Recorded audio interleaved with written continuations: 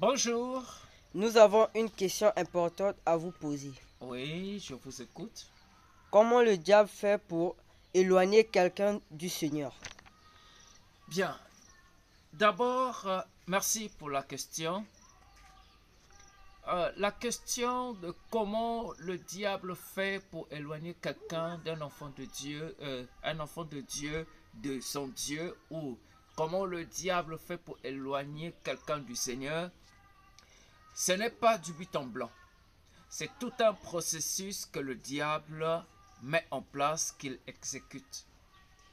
La vie chrétienne est basée sur trois choses, ou la marche avec le Seigneur est basée sur trois choses qu'un enfant de Dieu doit savoir conserver. Et ce sont ces trois choses que le diable combat lorsqu'il réussit à arracher ces trois choses à quelqu'un ou à un enfant de Dieu. En ce moment-là, il arrive à le mettre par terre. Quelles sont ces trois choses? La vie chrétienne marche avec la première des choses, la vie de la lecture de la parole de Dieu. Donc la première chose que le diable cible dans la vie d'un enfant de Dieu, c'est de l'arracher la relation ou la communion avec la parole de Dieu. Un enfant de Dieu qui ne lit plus la Bible, obligatoirement et forcément, sa vie de prière aussi va baisser d'intensité.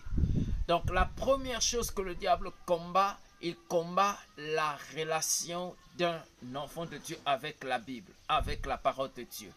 Et ensuite, il passe à la prière.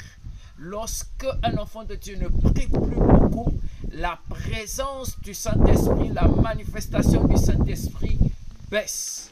Et automatiquement, il y a une faiblesse qui rentre dans la vie de la personne. Et la troisième chose que le diable combat, c'est l'adoration.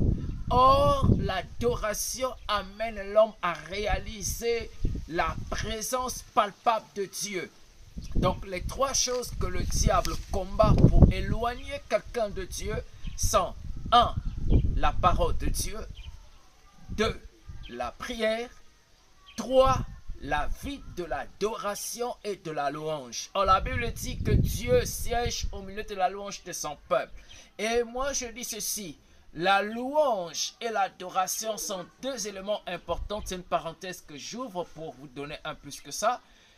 L'adoration amène l'homme dans la présence de Dieu. Ça veut dire que l'homme quitte la terre par son esprit, au moyen du Saint-Esprit, arrive à rentrer dans la présence de Dieu. Tandis que la louange amène Dieu à quitter le ciel et de descendre. Alors c'est pourquoi, veillons sur ces trois choses, la méditation de la parole de Dieu, la prière et l'adoration ou la louange. C'est